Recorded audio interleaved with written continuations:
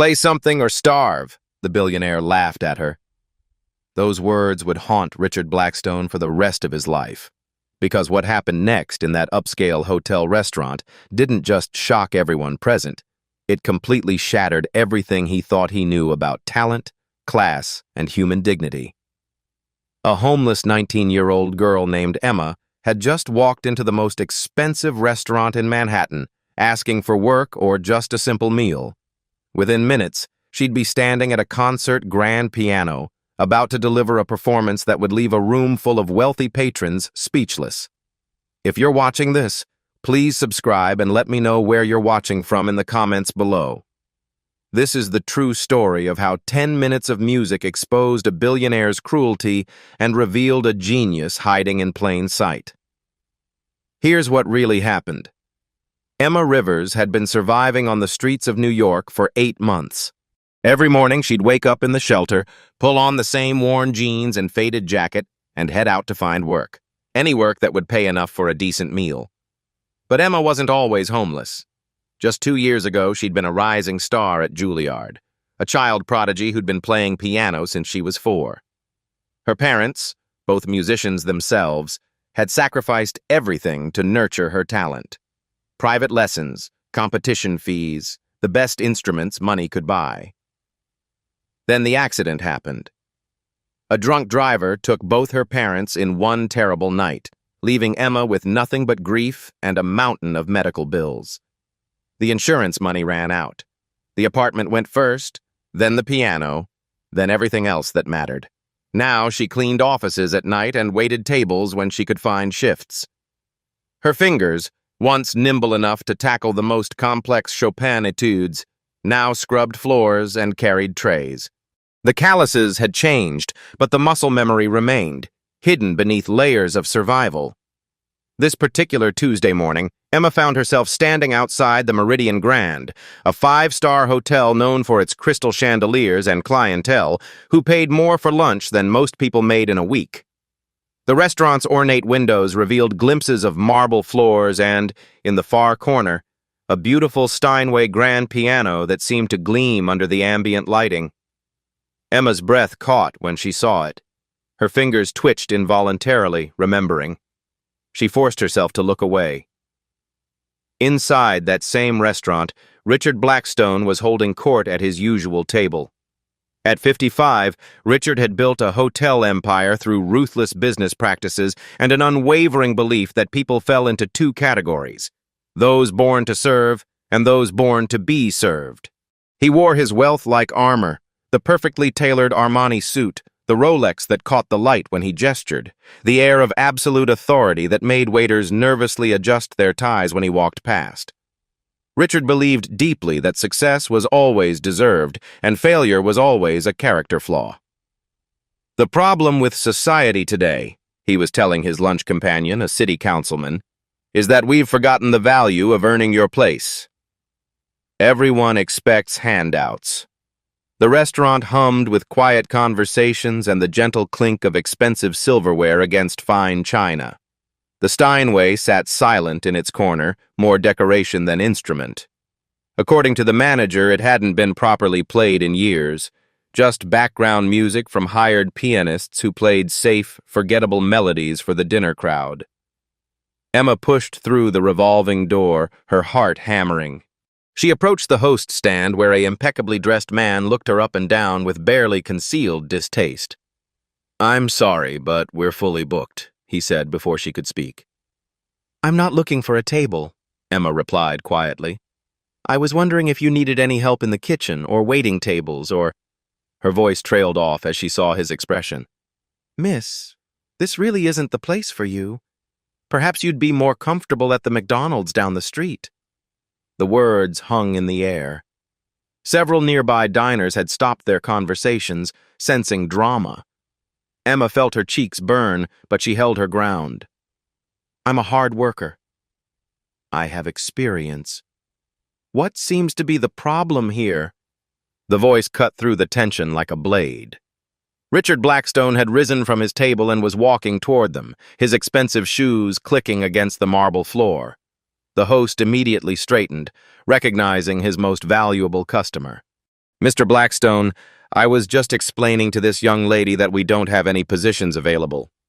Richard studied Emma with the same expression he might use to examine an interesting but ultimately worthless artifact. His eyes took in her worn clothing, her cheap sneakers, the way she clutched a small backpack against her chest. Interesting, he said slowly. And what exactly were you hoping to do here, young lady? Emma lifted her chin, meeting his gaze. Something in his tone made her skin crawl, but desperation overrode pride. Anything honest. I can clean, I can serve, I can wash dishes. I just need work. Richard's mouth curved into what might have been a smile, but his eyes remained cold. Work. He drew the word out, tasting it. Everyone wants to work until they actually have to prove they deserve it. The restaurant had grown noticeably quieter. Other patrons were openly staring now, some pulling out their phones. Emma felt the weight of all those eyes, but something in Richard's tone made her jaw tighten. I'm willing to prove it, she said. Are you? Richard's smile widened. Well then, let me offer you an opportunity. He gestured toward the piano in the corner, and Emma's heart stopped. Entertainment is part of the dining experience here. If you can play something, anything, that's actually worth hearing, I'll make sure you get a meal. Consider it. Earning your keep. The challenge hung in the air like a thrown gauntlet. Emma stared at the piano, her mouth going dry. She hadn't played in months, not since she'd been forced to sell her keyboard. Her fingers ached with phantom memory. She began. Unless, of course, you don't actually have any useful skills, Richard continued, his voice carrying just far enough for the gathering crowd to hear. In which case, I think the McDonald's suggestion stands. A few people in the crowd shifted uncomfortably. Others leaned forward, intrigued by the unfolding drama. The host looked mortified, but didn't dare interrupt his most important customer. Emma looked at the piano again. That beautiful Steinway, sitting there like an old friend she'd thought she'd never see again. Her parents' voices echoed in her memory. Music isn't just what you do, Emma. It's who you are. She took a deep breath and looked Richard Blackstone directly in the eyes. I'll play, she said quietly, but when I do, you listen. Something in her voice made Richard's smirk falter for just a moment, but he recovered quickly, gesturing grandly toward the piano. By all means, let's see what you've got. Emma walked toward the Steinway, and with each step, she felt something awakening inside her that had been sleeping far too long. The walk to the piano felt like miles. Emma was acutely aware of every eye in the restaurant following her movement, every whispered comment, every phone being raised to record what was about to happen.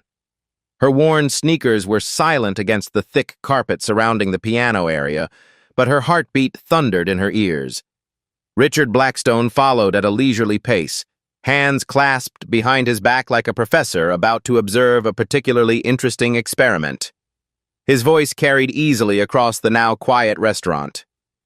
Ladies and gentlemen, we're about to have some impromptu entertainment, he announced. This young lady believes she has what it takes to earn her supper. A few people chuckled. Others looked uncomfortable with the spectacle, but nobody left. The host wrung his hands nervously, clearly wishing he were anywhere else. Emma reached the piano bench and paused. The Steinway was even more beautiful up close, ebony black with perfect ivory keys that practically glowed in the ambient lighting. She could see her reflection in the polished surface, and for a moment, she barely recognized herself. When had she become so thin? When had her eyes developed those dark circles? She pushed the thoughts away and gently lifted the keyboard cover. The keys were perfectly clean, tuned, waiting. This was a serious instrument, not some restaurant decoration. Someone had been taking care of it, even if nobody played it properly. Well, Richard's voice cut through her reverie. We don't have all day. My lunch is getting cold. More chuckles from the crowd. Emma adjusted the bench height with practiced movements, her muscle memory taking over. She hadn't realized how much she'd missed this. The ritual of preparation, the moment of communion between musician and instrument. Richard moved closer, addressing the crowd like a ringmaster. I think we can all agree that everyone should contribute something of value to society. Work for what you receive. It's a lesson many people your age haven't learned. Emma's hands hovered over the keys. She could play something simple, chopsticks or Mary Had a Little Lamb. Take whatever scraps of dignity Richard was willing to offer and walk away with a meal. It would be the smart thing to do. But as her fingers touched the cool ivory, she heard her father's voice. Never apologize for your gifts, Emma. The world needs beautiful things. I'm waiting, Richard said, his patience clearly wearing thin. Perhaps something simple? Chopsticks would be perfect for your skill level. The condescension in his voice hit Emma like a physical blow. She looked up at him. This man in his expensive suit, surrounded by luxury, who thought her life was a moral failing rather than a series of tragedies she'd never chosen. Actually, she said quietly, I was thinking of something a little more challenging. Richard's eyebrows rose. Oh? Such as? Emma's hands found their position on the keyboard. She hadn't played in 8 months, but her fingers remembered. They always remembered. Chopin's Etude Op. 25, number 11, she said. The Winter Wind. The silence that followed was different from before. Anyone with even basic musical knowledge recognized that name. It was one of the most technically demanding pieces in the classical repertoire, a whirlwind of notes that required not just technical skill but deep musical understanding. Richard's smirk wavered. That's quite ambitious. Are you sure you wouldn't prefer something more accessible? For the first time since entering the restaurant, Emma smiled. It wasn't a happy smile. It was the smile of someone who'd been underestimated one too many times. I'm sure. She closed her eyes and took a deep breath. Around her, the restaurant held its collective breath. Someone's fork clinked against a plate. A chair creaked. But Emma heard none of it. In her mind, she was 17 again, preparing for her Juilliard audition. Her parents were in the audience, her mother's hands clasped tightly, her father leaning forward with that expression of nervous pride he always wore during her performances. Music is the only honest language, her mother had told her once. It can't lie. It can only reveal truth. Emma opened her eyes and looked directly at Richard Blackstone. This piece, she said, her voice carrying clearly across the silent restaurant, is about surviving storms. About finding beauty in the most difficult moments. Richard's smile had disappeared entirely. Something in Emma's tone, in the way she sat at the piano, in the confidence that had suddenly replaced her earlier desperation, made him shift uncomfortably. Well, he said, his voice lacking its earlier authority, let's see what you can do. Emma placed her hands on the keys. The opening notes of Chopin's Winter Wind required perfect timing, flawless technique, and the kind of musical maturity that usually took decades to develop. She would need to summon every lesson, every hour of practice, every moment of joy she'd ever found at the piano. But first, she would give them silence. One perfect moment of anticipation before everything changed. Emma took one last breath, looked out at the crowd of expectant faces, and began to play. The first notes that emerged from the Steinway weren't the gentle, tentative sounds Richard expected. They were precise, controlled, and filled with a power that immediately commanded attention. Emma's opening was flawless, the delicate melody that would soon explode into Chopin's notorious technical whirlwind.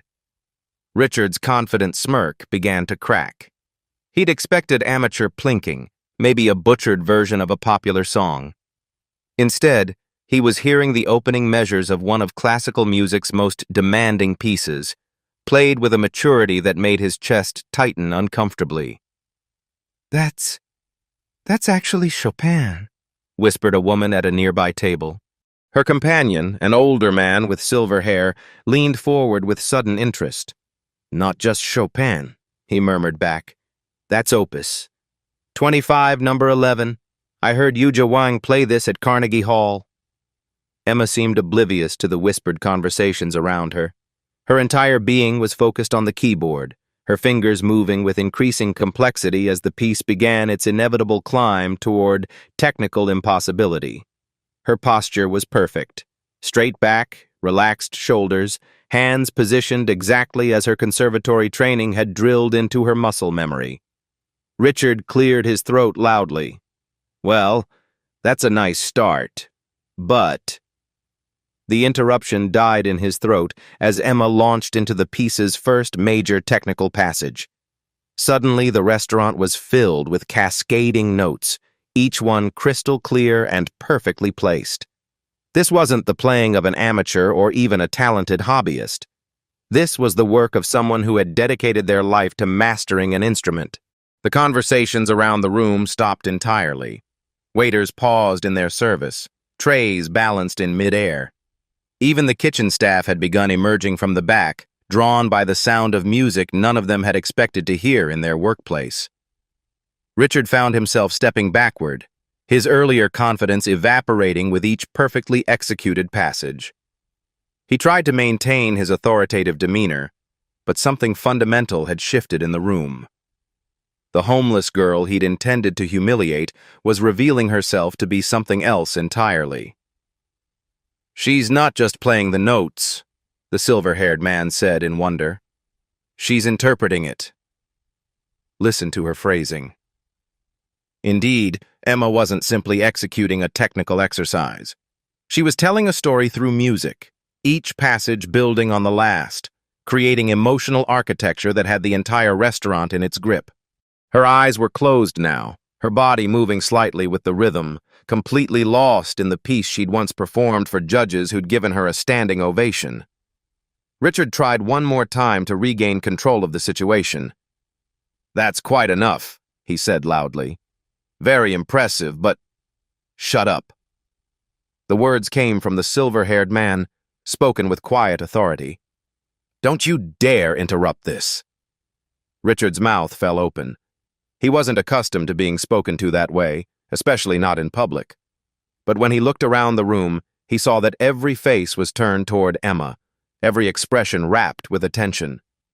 He had become irrelevant to his own spectacle. Emma's playing intensified, her right hand flying through the piece's notorious technical passages, while her left hand provided the steady, driving rhythm that gave the etude its nickname. The winter wind was meant to evoke a storm, and Emma was summoning one in real time, her fingers moving so quickly they seemed to blur. A young woman near the window pulled out her phone and began recording. Others quickly followed suit. This wasn't just dinner entertainment anymore. They were witnessing something extraordinary, and they knew it. How is she doing that? A teenager asked his mother in an awed whisper. I take piano lessons and I can't even play Für Elise properly. His mother, tears forming in her eyes, just shook her head. She couldn't explain it either. Richard felt sweat beading on his forehead. This was supposed to be simple, a brief humiliation of someone who clearly didn't belong in his world, followed by the restoration of proper order. Instead, he was watching his worldview crumble in real time. Because Emma wasn't just playing beautifully, she was playing with the kind of technical mastery and musical understanding that usually took decades to develop.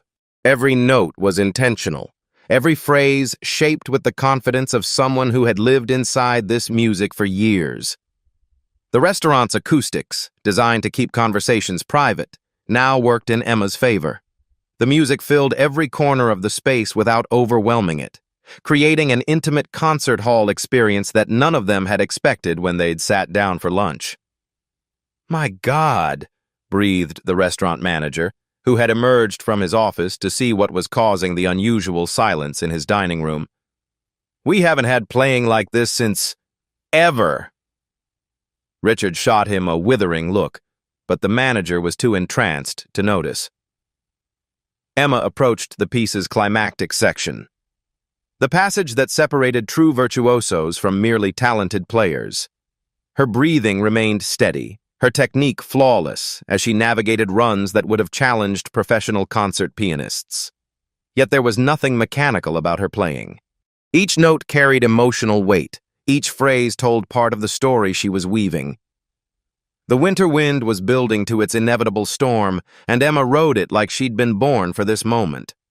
Richard realized with growing horror that people were no longer looking at Emma like she was a homeless girl pretending to play piano. They were looking at her like she was exactly what she was revealing herself to be, a trained musician of extraordinary ability who happened to be temporarily down on her luck. "Where did you study?" the silver-haired man called out during a brief pause between movements. Emma didn't answer. Couldn't answer without breaking the musical spell she was weaving. But her playing answered for her. This was conservatory-level technique combined with the musical maturity that only came from years of serious study. Richard's hands were shaking now. The confident businessman who had orchestrated this public humiliation was watching it transform into something else entirely, his own exposure as a man who judged people by their appearance rather than their abilities. The woman who had started recording was now live streaming to her social media, and the viewer count was climbing rapidly. "You guys, I'm at this fancy restaurant and there's this homeless girl playing piano and it's literally the most beautiful thing I've ever heard," she whispered into her phone. Within minutes, comments were flooding in from around the world. Musicians, music teachers, and classical music lovers were all trying to identify the piece and the performer. Several recognized the etude immediately and were astounded by the quality of the performance. Emma, oblivious to the digital audience she was gaining, continued to pour her heart into the music. Every frustration of the past 8 months, every moment of loss and grief, every memory of her parents and the life she'd lost, it all flowed through her fingers into the keys. But there was something else in her playing, too.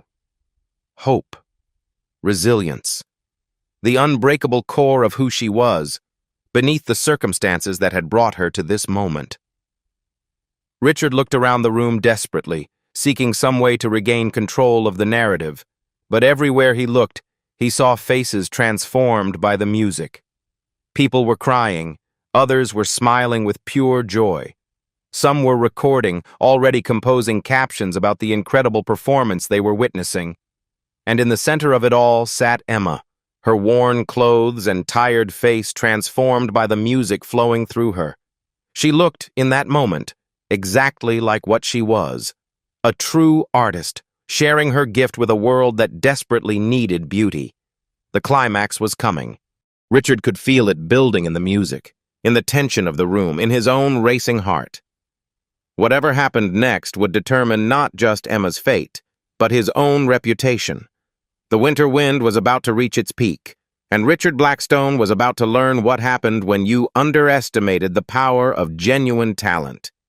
Emma's fingers danced across the keys with impossible precision, each note crystalline and perfect. The winter wind was reaching its most demanding passages, and she navigated them like a seasoned professional returning to a favorite piece after a long absence. Her technique was flawless, but more than that, her interpretation was breathtaking. The silver-haired man leaned forward, recognition dawning in his eyes. "I know that phrasing," he whispered to his companion. "That's exactly how Elena Vasquez taught the piece." "I'd recognize her interpretation anywhere." His companion, a music professor from Columbia, nodded in amazement. "Elena only taught at Juilliard. How could this girl possibly—" But Emma's playing answered questions faster than words could ask them. This wasn't someone who had learned Chopin from YouTube videos or community center lessons. This was conservatory training, years of it, executed with the kind of musical maturity that suggested not just talent but deep, scholarly understanding of the composer's intentions. Richard stood frozen, watching his carefully orchestrated humiliation transform into something unrecognizable. The restaurant had become completely silent except for the music, and the quality of that silence had changed. It was no longer the uncomfortable quiet of witnessing someone's embarrassment. It was the reverent hush of people experiencing something extraordinary. Emma's body moved with the music, her shoulders rising and falling with the emotional peaks and valleys of the piece. Her eyes remained closed, but her expression was completely serene. This was where she belonged, not cleaning offices or scrubbing floors, but creating beauty that could stop time and touch hearts. The teenager who had whispered to his mother earlier was now recording with tears streaming down his face. "Mom, she's incredible," he breathed. "This is better than any concert I've ever been to." A woman at a corner table was frantically typing on her phone. "David, you need to see this," she was texting to someone. "There's a girl playing piano at the Meridian and she's absolutely phenomenal, like prodigy-level phenomenal. The restaurant's acoustics carried every nuance of Emma's performance to every corner of the room. The Steinway responded to her touch like it had been waiting its entire existence for someone who truly understood how to unlock its voice. Each note hung in the air with perfect resonance before blending seamlessly into the next. Richard tried to speak, to somehow reassert control over the situation, but found his voice had deserted him. This wasn't supposed to happen. The homeless girl was supposed to fumble through chopsticks or admit she couldn't play at all, providing a neat moral lesson about people knowing their place. Instead, she was delivering a performance that would have earned a standing ovation at Lincoln Center. The live stream that had started with a few dozen viewers now had thousands watching from around the world. Comments poured in faster than anyone could read them. "Who is this girl?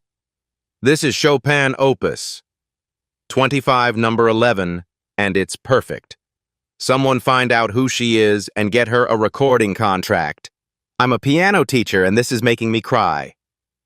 Emma approached the piece's most treacherous passage, a section where the right hand must execute lightning-fast runs while maintaining perfect clarity and expression. Lesser pianists often rushed through it, focusing only on hitting the correct notes. But Emma shaped each phrase like a master sculptor working with sound. The restaurant manager had called over his entire staff to listen. Bus boys, servers, kitchen staff, everyone stood in the periphery, mesmerized. Several of the servers were crying openly, overwhelmed by the unexpected beauty that had invaded their ordinary workday. "In 20 years of managing restaurants," the manager whispered to his assistant manager, "I have never heard anything like this. Never." Richard's throat felt dry. He looked around the room and realized that something fundamental had shifted. People weren't looking at Emma like she was a homeless girl anymore. They were looking at her like she was exactly what she was revealing herself to be, a world-class musician who deserved respect, attention, and admiration. But Emma herself seemed unaware of the transformation happening around her. She was lost in the music, in the joy of reconnecting with the part of herself she thought she'd lost forever. Her fingers moved with the confidence of muscle memory perfected through years of disciplined practice, but her heart poured into every phrase. The piece began its descent toward the final climax, and Emma's playing intensified. The winter wind was reaching its emotional peak, and she rode the musical storm with the skill of someone who had learned to find beauty in chaos. A food critic who had been dining anonymously in the corner was now taking notes frantically. "This isn't just exceptional playing," she scribbled. "This is artistry of the highest order." How is someone of this caliber unknown? But Emma wasn't unknown. Not really. She was just invisible to people who had learned to look past anyone who didn't fit their expectations of what talent looked like. The silver-haired man pulled out his own phone and began making calls. "David, you need to drop everything and get down to the Meridian Grand," he said urgently. "There's a pianist here you need to hear." "No, I'm serious. This is the real deal." David turned out to be David Richardson, artistic director of the New York Philharmonic, and within minutes, he was on his way across town, abandoning his own meeting because Dr. James Hartford, the silver-haired man who had recognized Elena Vasquez's interpretation, had never been wrong about talent. Richard watched the phone calls, the live streams, the tears on the faces around him, and felt something close to panic. This was spiraling completely beyond his control. What had started as a simple demonstration of social hierarchy was becoming something that might define how people saw him for years to come. Emma's left hand maintained the steady, driving rhythm, while her right hand soared through passages that would challenge professional concert pianists. But there was nothing mechanical about her technique. Every note served the music. Every phrase told part of the story she was weaving through sound. The winter wind was building to its inevitable conclusion, and Emma shaped each approaching climax with the patience and skill of a master storyteller. She wasn't just playing notes on a page, she was channeling Chopin's own emotional journey, making it fresh and immediate for everyone in the room. A young conservatory student who had been dining with her parents recognized not just the piece but the level of interpretation. "That's graduate-level playing," she whispered in awe. "Maybe even professional level. How is she not famous?" Her father, a music industry executive, was already thinking the same thing. He'd seen hundreds of talented young musicians over the years, but rarely had he encountered raw ability combined with such mature artistic understanding. This girl, whoever she was, should have been performing at major concert halls, not asking for work in restaurants. Richard felt sweat beading on his forehead despite the restaurant's perfect climate control. Every face in the room was turned toward Emma with expressions of wonder, respect, and growing anger at how she was being treated. The moral authority he'd claimed when this started was evaporating with every perfectly executed passage. Emma began the final approach to the piece's climax. The winter wind was reaching its peak intensity, and she navigated the technical demands with a combination of power and delicacy that left everyone breathless. Her hands moved across the keyboard with balletic grace, each movement precise and purposeful. The live stream viewer count had climbed into the tens of thousands. Music lovers from around the world were sharing links, trying to identify the mysterious pianist who was delivering a performance of stunning quality in what appeared to be a restaurant setting. But for Emma, none of the external drama mattered. She was home again, in the place where she'd always belonged. Her parents' voices echoed in her memory. "Music is who you are, Emma. Never let anyone tell you otherwise." The final climactic passage approached, and Emma prepared to deliver the conclusion that would either validate everything she'd just played or leave the performance feeling incomplete. But she wasn't worried. She was exactly where she belonged, doing exactly what she was born to do. The winter wind was about to reach its peak, and everyone in the room, including Richard Blackstone, was about to learn what real talent looked like when it finally found its voice. Emma's fingers struck the final climactic chord of Chopin's Winter Wind with thunderous precision. The last notes resonated through the restaurant's marble halls, lingering in the air like a promise fulfilled. Then, for one perfect moment, there was absolute silence. Complete, total, breathtaking. Silence. No one moved. No one breathed. No one dared break the spell that Emma had woven around them all. Richard Blackstone stood frozen, his mouth slightly open, his earlier confidence completely shattered. The homeless girl he had intended to humiliate had just delivered a performance that would have earned a standing ovation at Carnegie Hall. Then, like a dam bursting, the silence exploded. Dr. James Hartford was the first to rise, his chair scraping against the floor as he began clapping with slow, deliberate strokes. Within seconds, the entire restaurant erupted. People leaped to their feet, applauding with an intensity that shook the crystal chandeliers overhead. "Brava!" someone shouted from the back of the room. "Incredible!" called another voice. The teenager who had been recording was sobbing openly while he clapped. "That was the most beautiful thing I've ever heard in my life," he choked out between tears. Emma opened her eyes slowly, as if awakening from a beautiful dream. She looked out at the crowd of people on their feet, their faces transformed by what they had just experienced, and for a moment she seemed confused. Then a small, wondering smile spread across her face. But it wasn't triumph in her expression. It was pure joy. The joy of sharing music, of connecting with people through the universal language that her parents had taught her to speak fluently. Richard stood in the middle of the chaos, no longer the center of attention, no longer in control of anything. People pushed past him to get closer to Emma, to thank her, to congratulate her on what they'd just witnessed. "Miss," Dr. Hartford called out, his voice carrying over the applause. "What's your name?" Emma wiped tears from her cheeks.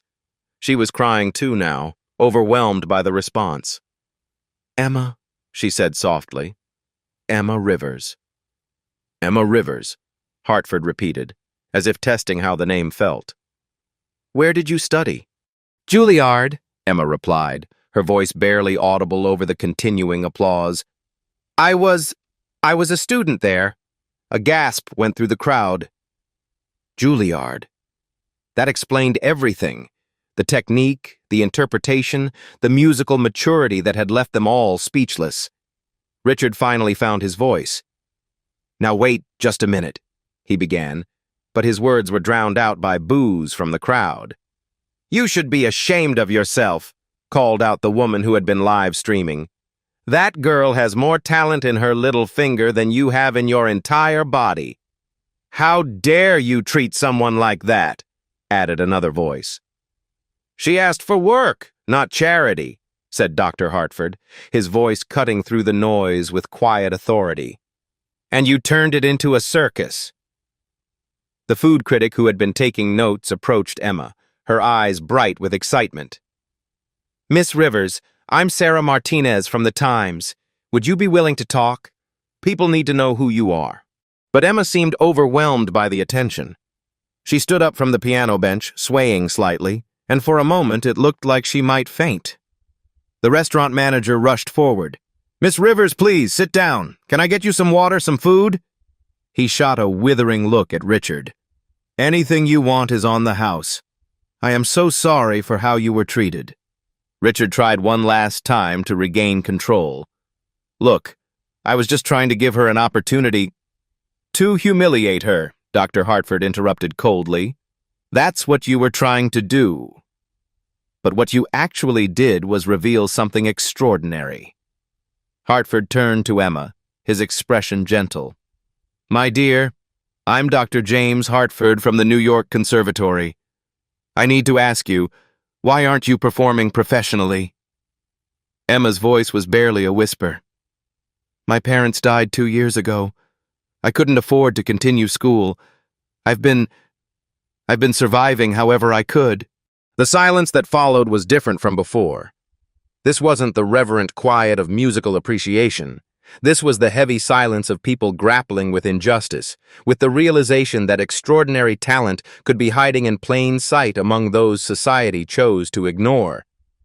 "Talent doesn't know social class," Emma said quietly, looking directly at Richard for the first time since finishing her performance. The words hung in the air like a musical phrase, simple and profound. Several people in the crowd nodded, some wiping away tears. Richard's face had gone white. The viral video of his behavior was already spreading across social media, accompanied by Emma's breathtaking performance. His name was being attached to one of the most beautiful demonstrations of human dignity anyone had ever witnessed, and he was not coming off well in the comparison. A commotion near the entrance caught everyone's attention. David Richardson, the artistic director of the New York Philharmonic, had arrived and was pushing through the crowd with several other people Emma didn't recognize but who clearly belonged in the music world. "Where is she?" David asked urgently. "Where's the pianist?" Dr. Hartford smiled and gestured toward Emma. "David, meet Emma Rivers. Emma, this is David Richardson, no relation, from the Philharmonic." David studied Emma with the intense gaze of someone who had spent his life evaluating musical talent. "Miss Rivers, I heard the last few minutes through Dr. Hartford's phone. Would you be willing to play something else?" Emma looked around the room, still overwhelmed by the attention, the applause, the complete reversal of everything that had happened in the past hour. She began, then stopped. She looked at the piano, then at the faces surrounding her, faces full of respect, admiration, and hope. "Everyone has a song inside them," she said, her voice growing stronger. "I just want to share mine." The crowd erupted in applause again, but this time it was different. This wasn't just appreciation for a beautiful performance.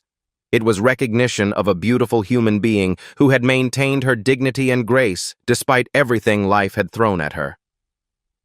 Richard Blackstone stood at the edge of the crowd, forgotten and irrelevant, watching his intended victim become the hero of a story that would be told and retold for years to come. The piano waited, and Emma was finally ready to claim her place in the world again. The aftermath unfolded like a fairy tale, but one grounded in the very real consequences of viral fame and genuine talent finally recognized. Within an hour, Emma's performance had been viewed over 1 million times across multiple social media platforms. The hashtag Emma Rivers was trending worldwide, with musicians, music lovers, and social justice advocates sharing the video and demanding to know more about the extraordinary young woman who had turned a moment of intended humiliation into a triumph of human dignity. Richard Blackstone sat alone at his table, his expensive lunch untouched and cold. His usual dining companions had quietly excused themselves, unwilling to be associated with what everyone was calling the most tone-deaf display of privilege in recent memory. His phone buzzed constantly with calls from his PR team, board members, and journalists seeking comment. The restaurant manager, James Morrison, had quietly asked Richard to settle his bill and leave. "Mr. Blackstone," he'd said with professional courtesy barely masking his disgust, "I think it would be best if you took some time away from the Meridian. Your membership will be under review." Meanwhile, Emma found herself surrounded by a growing circle of opportunity. David Richardson from the Philharmonic had offered her a spot as a featured soloist in their upcoming season. Dr. Hartford was arranging for her to complete her degree at the New York Conservatory with a full scholarship. 3 different record labels had called the restaurant asking to be put in touch with her. But perhaps most importantly, Sarah Martinez from The Times was documenting everything, ensuring that Emma's story would be told properly, not as a feel-good charity case, but as a recognition of excellence that had been hiding in plain sight. "The system failed her," Martinez told her editor over the phone while watching Emma graciously thank each person who approached her. "But her talent didn't fail us. She's been performing at this level all along. We just weren't paying attention." The woman who had live-streamed the performance was still broadcasting, now interviewing other diners about what they'd witnessed. "I've been to Lincoln Center dozens of times," one patron told her camera, "and I've never heard anything that moved me like that. She didn't just play music, she created something transcendent." Emma, still overwhelmed but growing more composed by the minute, found herself in an impromptu receiving line of people wanting to shake her hand, thank her, or simply tell her how her music had affected them. "You reminded me why I became a musician in the first place," a young conservatory student told her, tears in her eyes. An elderly man who identified himself as a retired music teacher pressed a business card into her hand. "My grandson runs a small record label," he said. "When you're ready, call him. The world needs to hear more of your music." Through it all, Emma maintained the same quiet dignity she'd shown throughout the ordeal. She thanked everyone genuinely, accepted offers thoughtfully, and deflected attempts to turn Richard into a villain. "He made assumptions," she told Sarah Martinez when asked about Richard's behavior. "We all make assumptions sometimes." I hope today reminds us all to look deeper. As the crowd gradually began to disperse, people returning to their lives but carrying Emma's music with them, the restaurant slowly returned to normal operation. But the Steinway in the corner would never be just decoration again. James Morrison had already arranged for a small plaque to be installed. "This piano was played by Emma Rivers, February 15, 2024. A reminder that extraordinary things can happen when we make space for unexpected beauty. Richard Blackstone's attempts to teach a lesson about earning your place had backfired spectacularly. Instead, Emma had taught everyone present a more important lesson about recognizing worth beyond appearances. The videos would continue spreading, the offers would keep coming, and Emma's life was about to change forever. 6 months later, Emma Rivers walked onto the stage at Lincoln Center wearing an elegant black concert gown, her hair pulled back in the classic style of a professional pianist. The sold-out audience rose to their feet before she'd played a single note. Many of them had discovered her through that viral video, and they'd been waiting for this moment ever since. In the front row sat Dr. Hartford and David Richardson, beaming with pride at their protege. Sarah Martinez was there too, working on a follow-up story about Emma's meteoric rise in the classical music world. Emma had recorded her debut album, Hidden Voices, which had debuted at #1 on the classical charts. She'd completed her degree at the New York Conservatory with highest honors. Most importantly, she'd established the Emma Rivers Foundation, providing music education and instruments to underprivileged young musicians. As she sat at the concert grand piano, a Steinway, naturally, Emma thought briefly about that day at the Meridian Grand. The memory no longer caused her pain. Instead, it reminded her that sometimes our worst moments can become doorways to our best futures. She placed her hands on the keys and began to play. The opening notes of Chopin's Winter Wind filled the hall, but this time everyone was listening from the very beginning. As for Richard Blackstone, he was learning humility the hard way, one public relations disaster at a time. But that's another story entirely. The music soared, and Emma was finally completely home.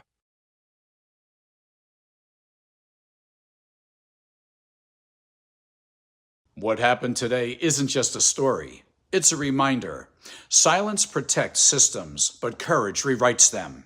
At Beat Stories, we don't just watch change, we document it. Subscribe for more real stories that challenge power and amplify truth.